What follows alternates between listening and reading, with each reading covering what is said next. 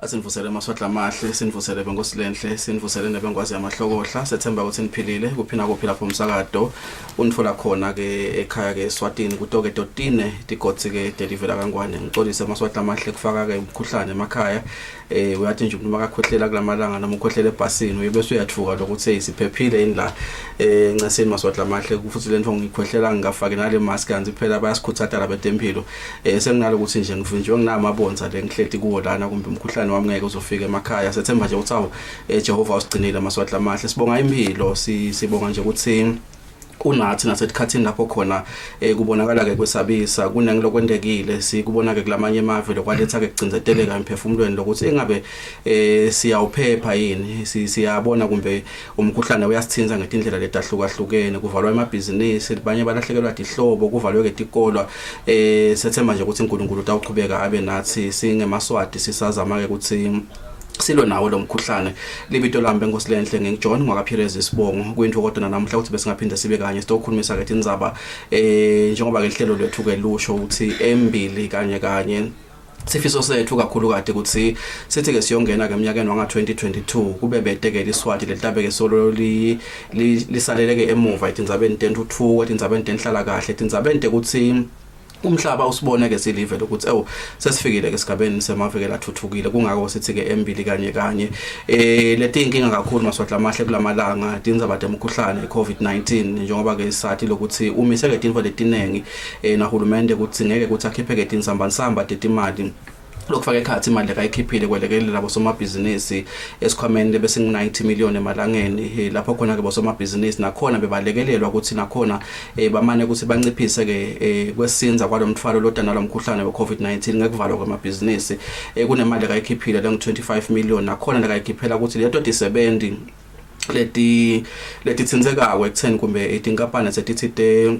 atihlala kancane emakhaya uhulumende ke uthi utatelekelela ngaleyo mali so uyabona ukuthi kuyesinza kulukhuni maswahla amahle nanamuhla ke sifuna kutama ukukhulumisa indzaba lengithi kumbe emaswati mangabe singakhona lokuyiconza kahle kutasisida ikakhulu kathi mabuka ke tinombolo tawo ke umkhuhlane iCovid-19 ukuthi tenda njani itolo sivuka netombolo nanamhla eksende tisho ukuthi bangemashungela sihlanu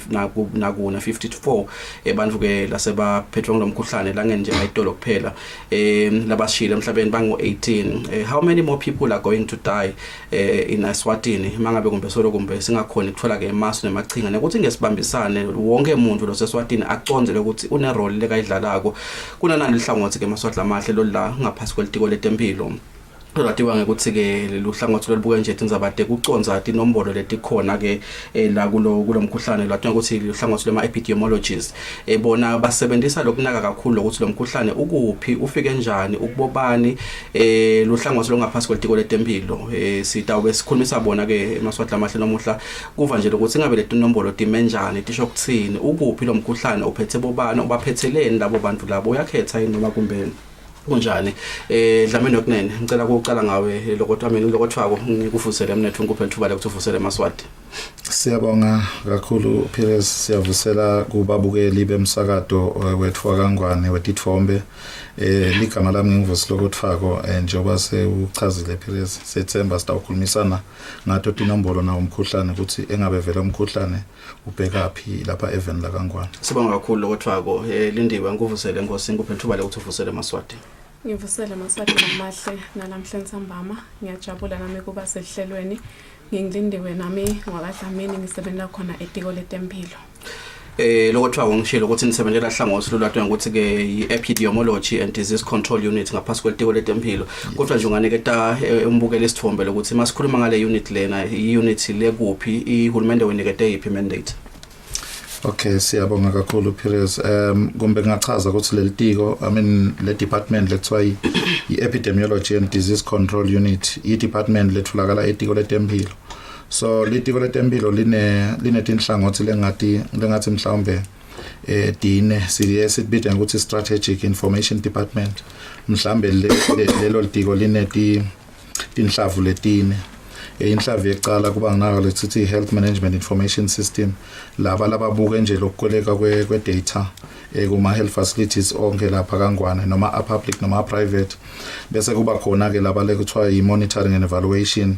bona ke laba bukela ama indicators ukuthi ama indicators abhekapi bese kuba khona le kuthiwa i research department yona le lebuke mhlambe tindzaba tabo research bese kuba khona ke litiko lekuthiwa epidemiology and disease control unit noma ke i department lekuthiwa epidemiology and disease control unit yona ke ibuke mainly epidemiological issues naka surveillance ukuthi tifo ti distributed kuphi ti affect abani nalokuthi mhlambe ku forecast ukuthi nasibheka Embili kumbe letifo tingabuke kati bheka phi tihlasela abani yini lokungentiwa nako konke lokho yes kulula mina kunene kuconza kumbukele masithi manje epidemiology and disease control unit kuthatha lo disease control ukuthi banaka ukuthi kumbe tifo tingabe sesetiphuma esandleni epidemiology. What is epidemiology? Epidemiology ngiyabonga Perez. Epidemiology sithi nguloku buka tifo kucwaninga tifo ukuthi ngabe tihamba njani ebantwini dithelelana njani and futhi siphinde sibuke ukuthi singadivikela njani ukuthi bantu bavikeleke njani ukuthi bangaditholi leto tifo. Yeah. Kuna ngumkhuhlane we COVID-19 lokwethwako maswada wathi lokuthi sekuva konke letifo letikhona bevele tikhona boshukela nalokwa sifuna kuva ukuthi ngabe umsebenzi wenu kakhulu kulesimo seCovid-19 kube yini nokuthi ingabe siyuseful kangakanani lesikhathi lesikiso. Siyabonga kakhulu Perez umsebenzi wethu kule COVID ngathi mobili kakhulu nje kunanako lekuthiwa i-surveillance ngilokubuka letifo ukuthi tende kanjani sethi sesigabeni lesikanjani tikhona tifo lesitigathi lesitendeke kukhona tifo mhlawumbe letichamuka nje tichamukele etulu njengalabo COVID-19 so lo surveillance ke uye abe tinhlavu letimbili lecala ngilokuthi nje ukubuka passive uyahlala nje umele information ukuthi ite kuwe bese ke uyadinaka letifo ngale information leta kuwe lukhona ke lelenye indlela lesithi ngeactive lokuthi usuke wena uyofuna itifo lapho uthfuna khona lela tihlasele khona abantu ubuye ngoba utawuthi itifo adikho kanti itifo tikhona ukuthi ngwelo longadifuni so irole yethu ke ilapho kakhulu and lenye inhlavu mhlawumbe kuba ngilokuthi si coordinator lama outbreak investigation because once kwaba nalama cases njoba siyathi ukuthi kwa declare as an outbreak as an emergency in country so we do coordinate lama outbreak investigation so that sitokwati lokuthi mbamba bobani labahlasele kwengilomkhuhlane sikhone kubathatha sibalinge to care masinyane kakhulu. Live la kaNgwane lihlaselwa ngumkhuhlane we COVID-19 liyatholakala lengeshaya kwetilwandle kuboshayina ngaDisemba minyakeni lophelele kungako sibita ngaCovid-19 la kithi ke licala kubona lo mkhuhlane nje ukuthi wase ukhona even la kaNgwane mhla 14 enyangeni endlovu lenkulu 14 March 2020 sithola ke ihulumende uyamemetela mhla ka 17 March ukuthi lesimo lesisimo lesesiphumeke esandleni sidinga kunakwa ngaleyo ndlela leyo on the 24th of March umemetela ke partial lockdown for the first time. We have only one case in the kingdom of Eswatini ngaleso sikhathi leso as per one of your objectives ngifuna kuva nje lokuthwako lokuthi mangabe nithi umsebenzi wenu ukuthi ni survey noma kumbe kunaka ukuthi letifo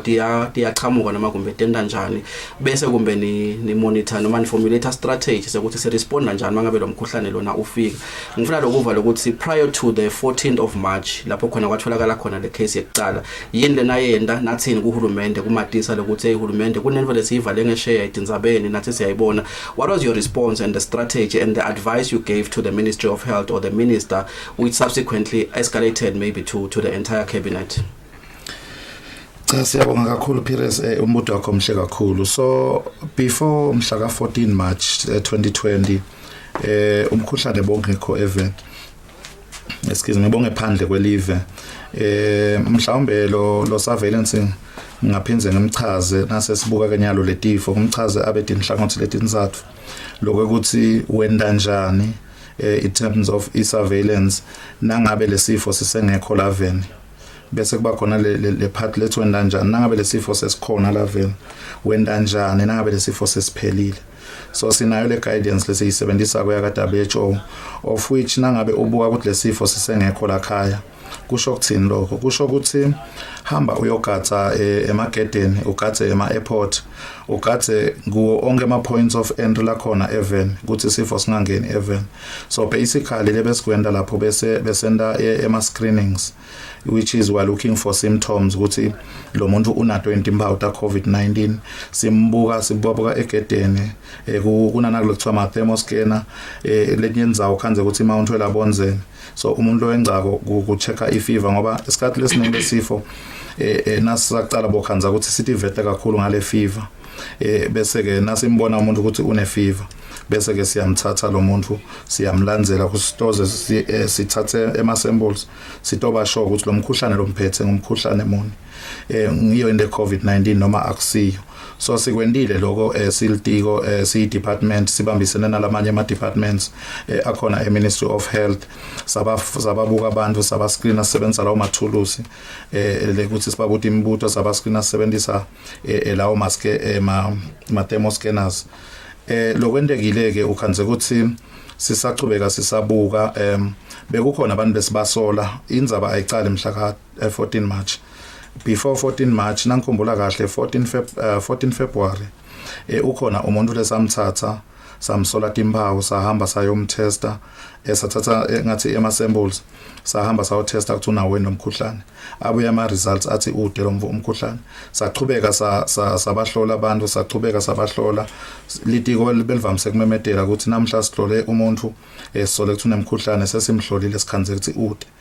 kwaze ke kwagcina ke sesimfola leli samfola ngalomhla ka 14 March lokusho ukuthi ukhona lobekuvele kwendeka ngaphambilini kwalo 14 March in terms of kuhlola labantu kusibuke timpawu siphinza sisebenzise nalawo ma surveillance tools lesiwasebenzisako emihla ngemalanga lo objective number 2 wale unit lindiwe ukhuluma ngendzaba yalo ukuthi njengoba ayichaza lokufaka la ukuthi is to identify outbreaks or events of public health concern by conducting an analysis and risk assessment, verify outbreaks by coordinating outbreaks investigation and trigger a response according to the information generated. Kule element ye risk assessment ngabe sabona imvelo lobungoti balendvo nekuthi kube sakhona ini kuyiphakamisa lenzaba ifike esigabeni sekuthi kumbe labaphethe live noma kumbe indvuna yelitiko letempilo ibone le risk lebeta bakhona ngikhulunyiswa ngilokuthi njengoba sisho kukhona isikhathi lapho khona beside khona a case at all in the kingdom of Eswatini where we able to assess the risk and say this is what we need to do kumbe kuqinisa emagedeni kuze ukuthi lo mkhuhlane ungafike ekhaya. Ngiyabonga Perez, ngicabanga ukuthi kukhona ngoba tindzaba sativa tichamuka ngesheya kulabo Shayina kuthi lesifo siyingodi kanganani and sibulala kanganani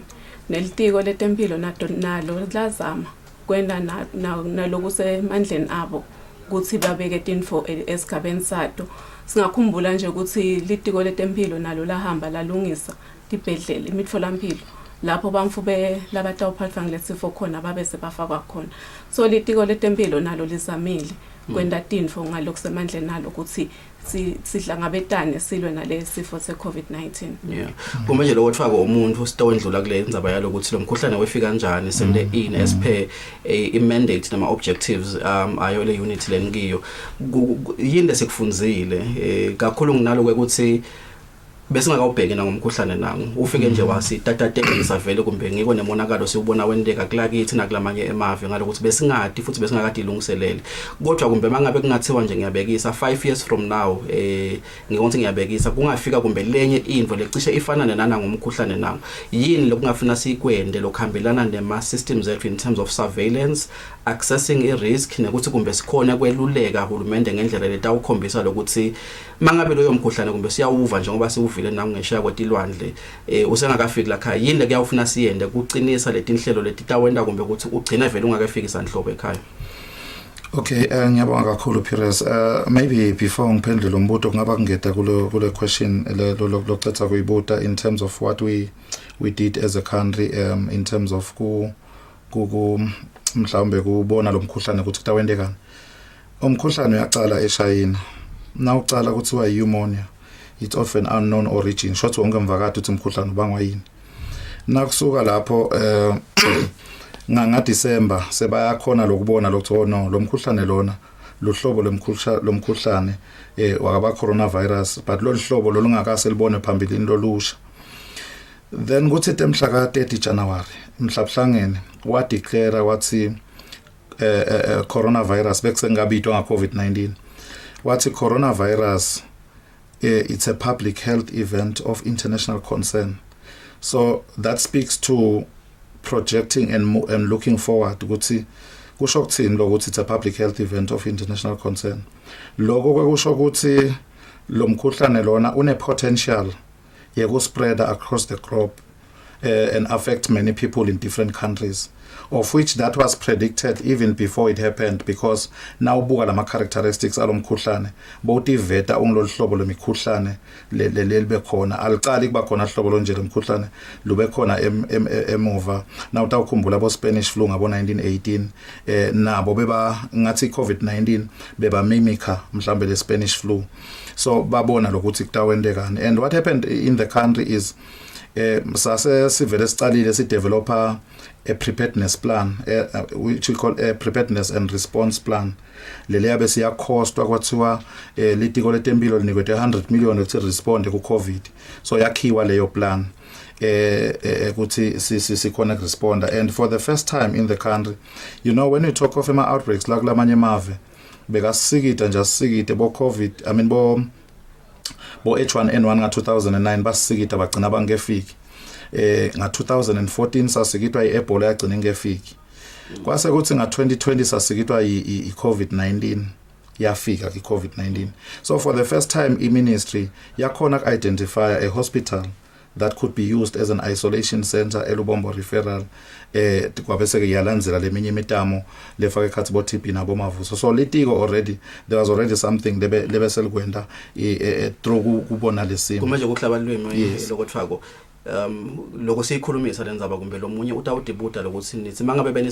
besibahlola abantu ema-border gate ungakafiki lo mkhuhlane ngabe wase ufohla njani, kukhona into kungabe kwaba ngumkhonyovu ukuthi kumbe wangena ngetindlela lebesingakabheki ngoba njengoba sibekusile lokuthi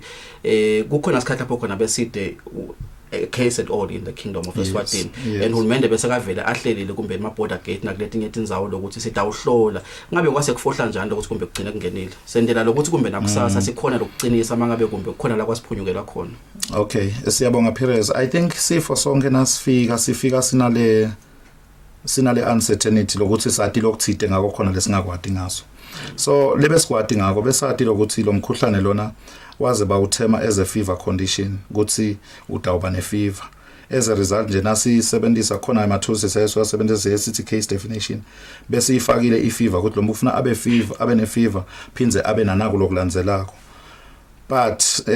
so we are siya screen ke ama points of entry sifuna labo fever nani asibatfoli bayangena abantu bangena in country basetele fever kani umkhuhlane ukhona kibo ku system yabo, so bangena abantu wakhanza ukuthi lo mkhuhlane banawo but timpawu basengathi jengisi. Mhlambe nje ngabekisa ngakuthi na ubuke ama cases ethu lamaningi edele timpawu lokusho ukuthi nalabo labangena kucaleni tawukhanza ukuthi nabo bebanjalo bebedele timpawu sabahlola esakhanza bede timpawu kanti timpawu sebatati developer sebangekhathi even bese ke lo mkhuhlane uyachubeka. Noma sengushito lokho ngisho lokho ukuthi bakhona abantu lokhanza ukuthi abangena ngaletinye tindlela mhlawumbe le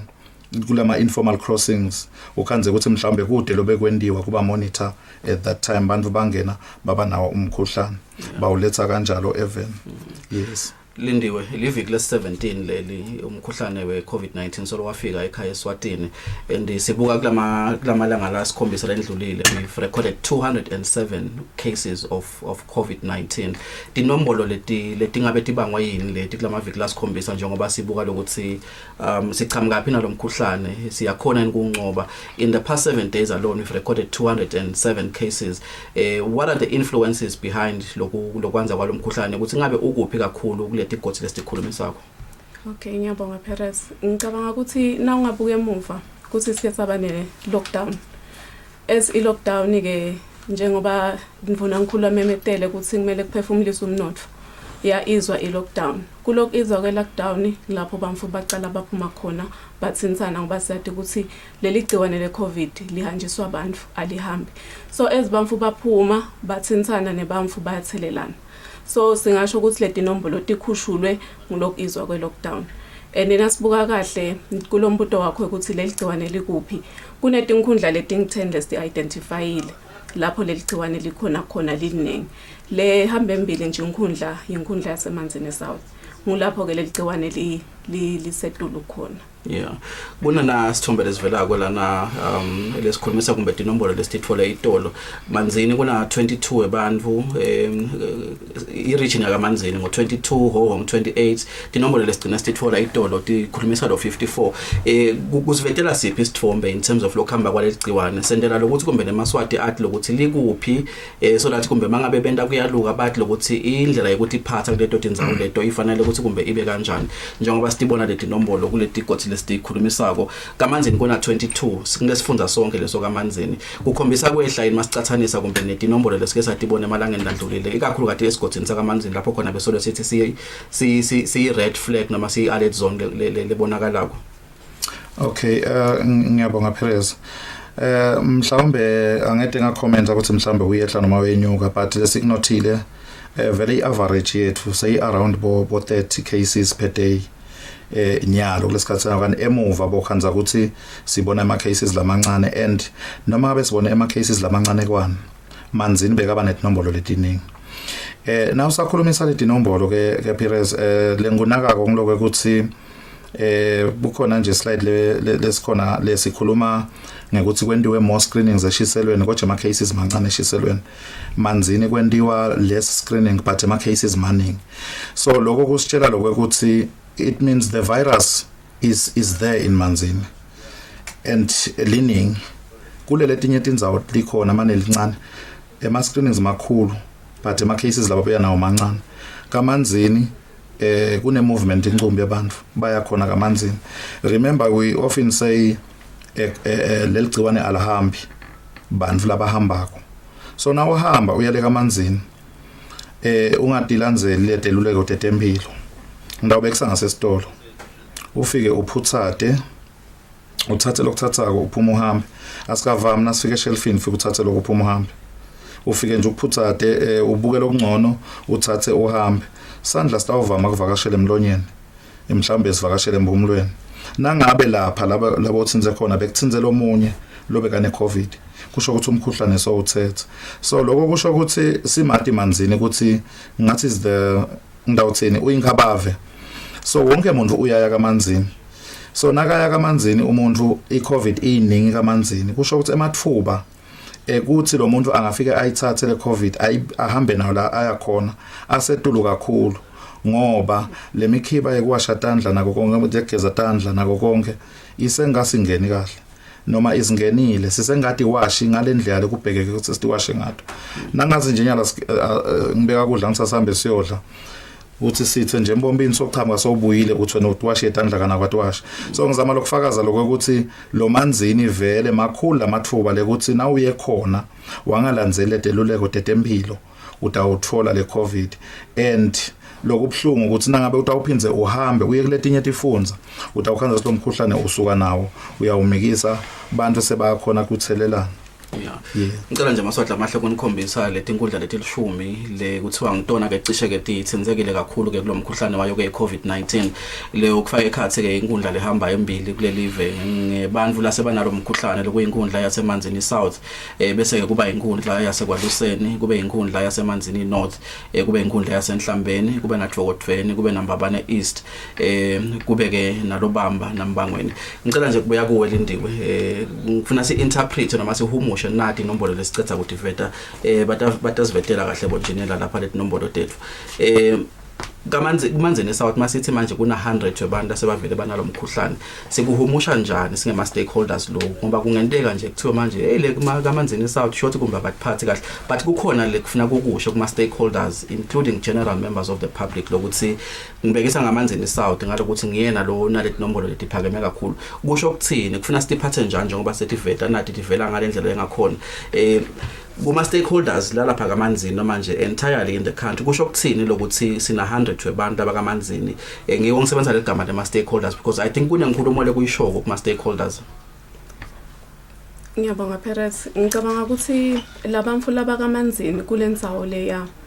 kuyadzinga lokuthi sinake ngoba siyathi ukuthi kunetitolo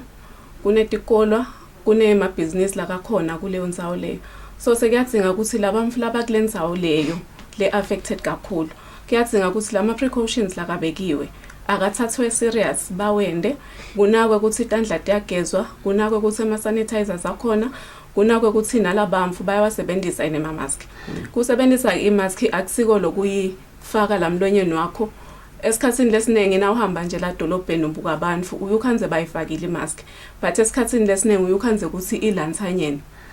enayisenthanyeni ayisucceed ndzawo. Nalokuthi ke nasekayifakile imask umuntu ulibala lokuyibamba ayidla enyusa, kanti phela sithi nangabe la ngembili ngulapho la leligciwane mhlawumbe umuntu ufuna ngathi akhuluma nawe lifike lihlale khona, and wena utobamba lo mlomo wakho le mask la ngembili ukhohle ukuthi ugcina ubambe imask bese sogcina ufaka isandla sakho emlonyeni. So singagcizelela nje kumaswadi lamahle lapha kulendzawo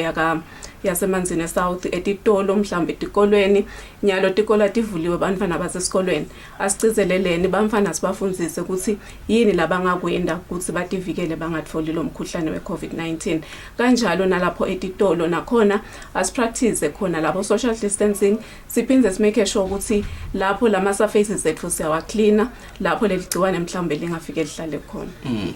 Mina nje ngibona la Manzini South kwaLuseni, Manzini North kunabo Nhlambeni, bese kuba naMbabane East, kubese kuba naMbabane West, bakhona kulo top 10. Incumbi yalabantu laba uyokhanza ukuthi futhi bantu labagibele emabhasi bahambe baye em17. I think for me kukhulumisa generally these two big stakeholders, the public transport sector nebaqashi. There is a certain way lekufuna ukuthi bak understanding ngakhona what would be their role in understanding how these figures are looking like lokho. Ngiyabonga kakhulu Pires kulolu hlangothi lolo. Mhlawumbe sokuchazile umlingani wami. Lokho kusho ukuthi indzaba yethu sonke, kusho ukuthi everybody has a role towards fighting COVID. Singacabanga ukuthi kuyi responsibility letiko letempilo. Letiko letempilo is only there to give noma ke to play a role ifike esigabeni side. Khona lesigaba lekufuna ke bese sithathwa nguwe wena waka transport sector. Lokusho ukuthi ka transport si expectekile ukuthi si comply with what the Minister of Health has prescribed in terms of ukuthi what do you do in terms of issues about hand washing nako konke. But a big warning lengathanza kuyisho ukuthi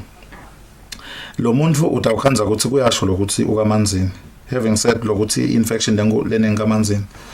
but akufactorishi in lokuthi lo muntu uhlalaphi noma ke lokuthi lo muntu usebenzaphi noma ke ubhekephi. Lo munye ukhanze ukuthi sithi lo muntu uhlala kamanzini nje nasimclassify lapha but usebenza eMbabane. Kusho ukuthini labantu abasembabane? So it touches nakulokushoko in terms of public transport ngoba lo munye utawuhamba ngebhasi nakasuka kamanzini eta eMbabane. Manzini isishito ukuthi uyi-red zone, Mbabane mhlawumbe bekasengabi ngiyo kangako. So le movement between these two places kuthatha leligciwane kulumikisa kulibisele nasemuva ngoba ngalibisana kamanzini labe lingekho khona. So that is the biggest warning lesingayisho nekuthi ke kufanele vele si comply kutifundiswa betempilo. Noma sesivetile ke lokuthi ngutiphi letinkundla noma ke letindzawo lethamba embili. Sometimes ngihlengesaba kusho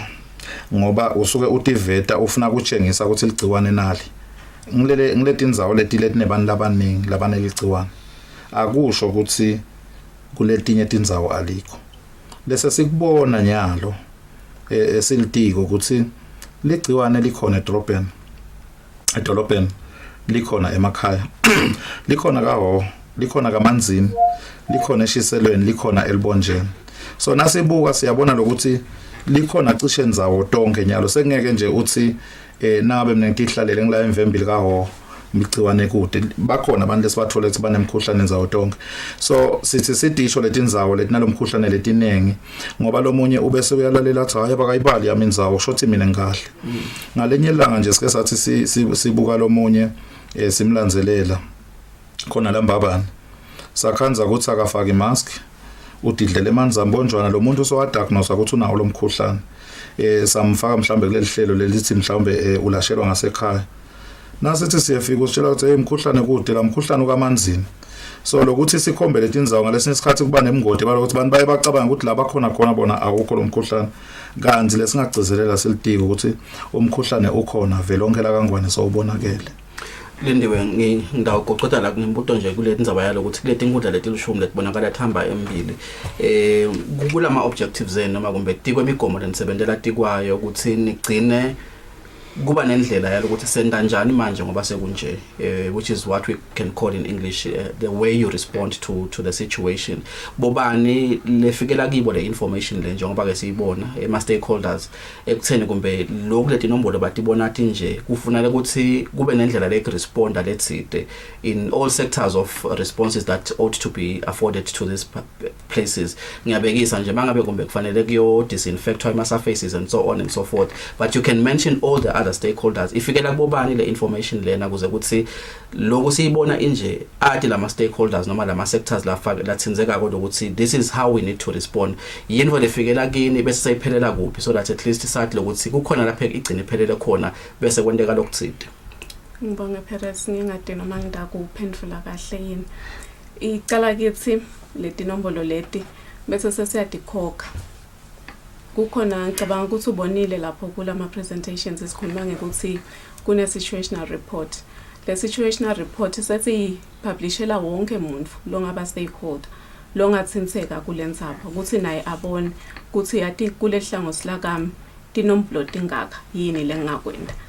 So le tinombolo leti atigcini kithi kuphela tiyaphuma tiphumele esifeni siye sikupublishe ke wena Perez kule hlangothi labo ngcondo mshini lesithi iwebsite yaka Swazi government under the Ministry of Health lapho bantu bangatitfola khona leti nombolo tonke sukela nje lo mkhuhlane waqala kuse kube nginamuhla shothi le report lena iphuma cishe onke malanga kuleli tiko la ngakithi ngiyo lesithi ama stakeholders ukuthi abone ukuthi yini lokufanele ukuthi akwende. Yes ngiyo lesithi ama stakeholders ngiyathemba nje ukuthi iyaba khona le ndlela yokubuka lokuthi ngabe vele baya responda yini appropriately because epidemiology ingabonakala idinombolo but einkulumo njengoba sisho ukuthi makunebantu labangu100 enkundleni letside kusho lokuthi kukhona litiko noma kumbe uhlangothi loluthide lokufuna bese luyasukuma liyobuka lokuthi mangabe kufanele kube kwama roadblock ngiyabekisa abekwe kuleto tindzawo leto testwe labantu nokuthi kumbe abantu bakhona babone babuke lokuthi ba behave ngendlela yakhona kube nokukhuluma lokunengi lokuthfako lokuhambelana nokuthi bantu laba affectwa kakhulu ngilomkhuhlane bantu laba netifo letithite lebe bavele banato ngubaphi bantu lababonakala ngazuthi bathinzeka kakhulu njengoba sikhuluma tithi intinombolo 10 ngiyabekesa ku HIV tuberculosis and the likes ngikuphi lapho tisetulu khona kubantu labavelako lokuthi sebathola ngilomkhuhlane and batholakala abanana hlobo nalo ama underlying conditions. Ngiyethemba ukuthi emaswahlana leto tifo leto kumbatase ayabona lokuthi asengodini lengakanani. Okay, siyabonga kakhulu Perez. Kumbe kungangeta in terms of lo mbuto obuta ukuthi vele tinombolo sidingeta abani kula sakushito umlingani wami. Lokunye ngifuna kwengeta nje ukuthi phela uhulumende decentralized. Hulumende ukhona kuma regions kunema regional structures as a Ministry of Health. We share this situation reports on a daily basis and we have even encouraged them ukuthi abatendele abo the original situation report because nabayenda bona bangimanzini but understand lo manzini kwenzathina at the national level. So in terms of lo mbuto wakho ke wema underlying conditions kuthi ngimaphi la hamba Embili so abonile ama underlying conditions abo HIV sawabona abo hypertension abo diabetes ngisho ukuthi nabo asthma ngisho ukuthi noma swabala lama underlying conditions lokumcoka kakhulu ngiloko ukuthi how well are we taking our medications or ngibona nabalungu lombililo lokuthiwa ngibuka naba laba according to le report lenikena ayithola la kuleli viki lesithamakile ukuthi labana HIV ngibona laba ngathi basedulu kakhulu khuluma nga 46%, tuberculosis 3%, hypertension ngo36%, diabetes ngo23%. Yini lokubanga lokuthi ngazothi laba HIV positive but nombolo dabo tholakala esedulu kakhulu. Mhlambe lengakusho nyalo Perez ngafuna ukuthi seku investigate ukuthi kubangelwa yini lokho not all of the ngathini not all of the questions ngaba nato imphendvulo. Some of the questions can be answered by research ukuthi kubangelwa yini lokuthi mhlambe sibone ngathi uthi baningi bantu abane HIV, but generally i-HIV bantu abane HIV even baningi kakhulu. Lokusho ukuthi vele nangabe ligciwane lifika emathuba ethelithwa umlone HIV asetulu kakhulu. Ebo hypertension njalo njalo. So lokho akusiyo inkinga lenkulu. Inkinga ukuthi lo muntu uyayimanage le condition yakhe. Virally suppressed because naga virally suppressed is as normal as any other person.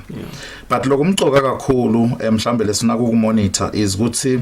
solitholile le COVID-19 unato letimpawu. How many of those then end up dying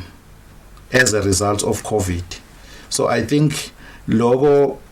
kungasita kakhulu ukuthi sibese siyabona ke lokho ukuthi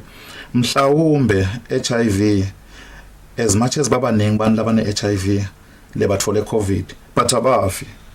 So the comorbidity ngekuthi bawanatha kahle ngithi bawanatha kahle emaphilisi eba virally suppressed, it means immunity yabo ikhonekile kubusteka and abagcina bangakafi. So ngicabanga ukuthi basically kungaba kugcizelela ukuthi bantu abanathe emaphilisi labanikwe esibhedlela bachubeke baphile. Kube khona ke nalokunye ukukhuluma la lindiwe lokuthi leligciwane libulala kakhulu abantu noma kumbe liphatha kakhulu abantu lasebabadzala. Angathi noma liphatha bomake nokuthi liphatha bobabe yini. Dithini leti nombolo vele kumbe kufakazela lokuthetha ingqondweni noma lesikuva emilayetweni lesineketwa yona. Luthini lohlolo lwenu liphatha kakhulu bobani leligciwane. Bancane laba libaphathako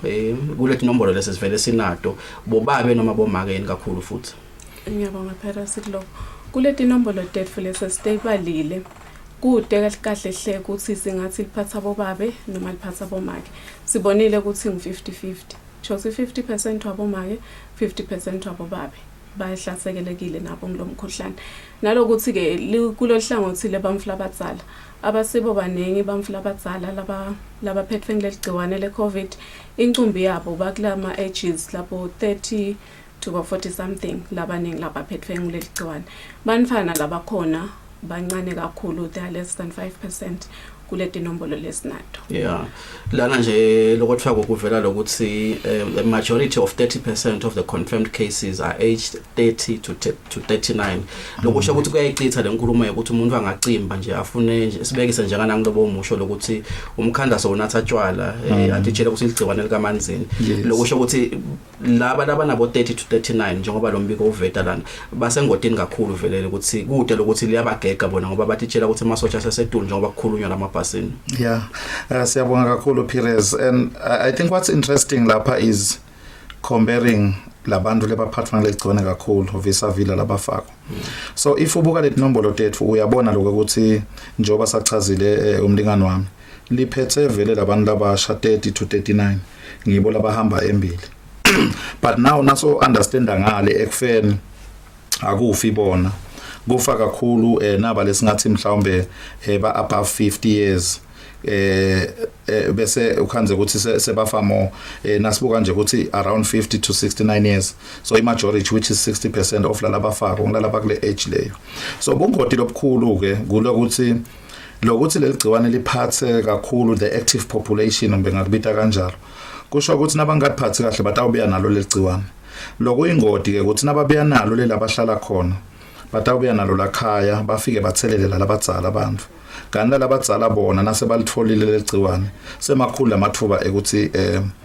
bashiye emhlabeni. So kusho kona ke vele ukuthi kulivikela kwecala ngilokuvikela lokuthi labasha bangalitfoli ngoba nabalitfola batawuta nalo ekhaya. Ngabe lokuthiwa kulo ngoba njengoba sikhuluma sathi inombolo lana ufuna tibe misinterpreted noma kumbe kube nama arguments la ngavuka lokuthi how 5% of the cases are children aged 5 years. Kumbe kulabanye batawuthi incane kakhulu le nombolo lena tivulwe letikole labantwana bahambe baye esikolweni. If kuna 5% of the overall cases that's what folile usho ukuthini kakhulu 5% ukuthi ngabe irresponse yethu with regards to taking care of them or thinking about plans to re-engage them ku society in terms of activities lebekavele endeka ukahle noma kumbe usitshela ukuthi aseseme kancane. Okay, ngiyabonga Pires. 5%, less than 5% nakubanifana. I think overall singathi ku fair because it means it's a small proportion bantwana laba labagcila ngalegciwane. kodwa ke siyesaba ngaloko ukuthi leligciwane leli nangabe ungalikhumbula itolo eSouth Africa ngabe kusanga South Africa eWestern Cape bekungathi kahle mhlambe sibuka eGauteng laphakama eGauteng lasuke lagcumela eWestern Cape leligciwane leti lendlela lelitshintsha ngayo ungathi simo sikahle namhla ngakusasa ukhanze ukuthi sima sasiko kahle so having said that ngisho lokuthi lengwesabako ngale population le ukuthi sisakhuluma ngezinombolo letincane kangaka ngalokuthi labantwana basemakhaya we are not sure what will happen when ngenyalo sesithi under 5 years base daycare center bakuphi kodwa ke lesikwatiko ngaletinye tifo lecishe kuthathelana ngalo hlobo ukuthi beti affecta lama kakhulu ema daycare centers nabale bahlangene labantwana nasikhuluma ngemask utayifaka kanganani umfana imask nasikhuluma nge-social distancing utayi-observa kanganani lo mgatsile ukuthi uya-social distance lo mfana utabe amgatsi esikhathi lesithe kanganani so it's a bit tricky to say are we comfortable with the numbers or not but lengakusho nje ukuthi the risk is always there and there is so much uncertainty le khona around COVID. Yeah, ngicela nje kusitho shaktela sesiya ngasekugcineni bantu laba benekuthintsana nebantu noma labasolakala ukuthi banalomkhuhlane lokulesi kubita ngalesilumbi ukuthi contact tracing overall number yabo ngo 3842 of which ku 2000 of that number 2238 are defined as those that are high risk kumbe singawachazela amaswati ukuthi ukuphi lo 2238 nokuthi sisho ngani ukuthi ba high risk because sho ukuthi kumbe bantu labalamkhathisini wethu njengoba sihleli sobathathu la kumbe munye wethu is a high risk contact angadi sendela usemaswati abe naso lesithombe sekuthi noma le nombolo dithi 1100 or 300 at the moment but kunebantu abangu 2238 amongst us which are defined as high risk contacts. Who are those people and where are they? Ngiyabonga Perez kusho ukuthi njengoba usho ukuthi kunebamfu labacwaningiwe kwaba khona lesibatfola ukuthi ba high risk izike simsebenzise kunelithulusi lesisebenzisako silitiko letempilo lapho sisenda khona i-risk assessment then asesendile le risk assessment sibatfolile labamfu laba siye sizame ukuthi bateste bahambe vele sibakhuthade ngekuthi abende le social abene le isolation bahlale emakhaya bangadibani nebantu labanye ngoba basengodini ukuthi bangathelela labanye bantu so labamfu laba bayahamba bahlale ekhaya bamele ama results abo laba high risk bakathiwe okay kuba bete lo bakatsako but sesithembe ukuthi kunalesisho lesithi nawe uliphoyisa so but bayingodi labantu laba bayingodi labamfu laba kunalaba labanye labangu 401 kulo 2000 kulo 3000 utumbo lesishito labana lama symptoms baphi bona bavalelo ba quarantined bakuphi ngoba njengoba ngisho sezama lokubuka lokuthi amaswati abehave njani in light of the numbers letikhona on the ground lesingadadi ukuthi tikuphi. Okay ngiyabonga Perez ngicela kucala la yini high risk ushito lendiwe ukuthi sine risk assessment criteria for instance ngingabeka kunye umuntu lobe in close contact naye sigaba lesingu 1 meter for more than 15 minutes high risk umuntu le kube nabo kissing nako konke ngo high risk so let nombolo leti siditfola na senda lo kuthiwa contact tracing